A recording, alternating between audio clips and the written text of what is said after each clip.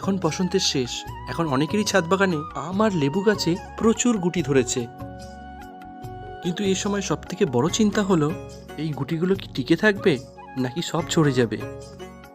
ঠিক এই সময় কি পরিচর্যা করলে গাছের গুটিও ঝরবে কম আর গাছের ফলগুলো দ্রুত বড় হবে, সেটাই আজকে দেখাবো।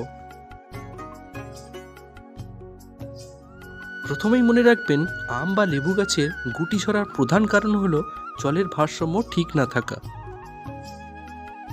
মাটি একদম শুকিয়ে গেলে যেরকম গুটি ঝরে যায়, আবার অতিরিক্ত জল দিলেও কিন্তু গুটি হলুদ হয়ে পড়ে যেতে পারে।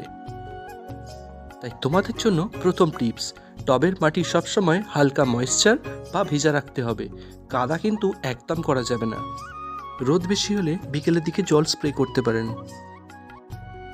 এই সময়ে গাছের খুব খাবারের প্রয়োজন হয়, তবে এক্ষুনি কিন্তু খুব বেশি পরিমাণ রাসায়নিক সার দেবেন না। আর জৈব সারের ক্ষেত্রে বেশি পরিমাণ নাইট্রোজেন ঘটিত সার কিন্তু ব্যবহার করবেন না।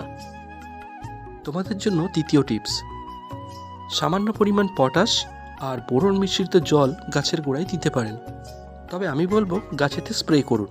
এতে ফলের আকার বড় হয়, ফলের মোটা শক্ত হয় আর ফল ফাটা রোধ হয়। এবার তোমাদের জন্য তৃতীয় টিপস, গুটিগুলো যখন মটর দানার মতন হয় তখন একবার ভালো মানের একটা পিজিআর কিন্তু স্প্রে করতে হবে।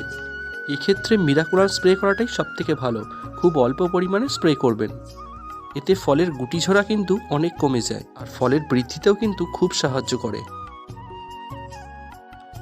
লেবু গাছে এই সময় লেদা পোকা বা ক্যাটারপিলার আক্রমণ করতে পারে, আর আমের ক্ষেত্রে শোষক পোকা।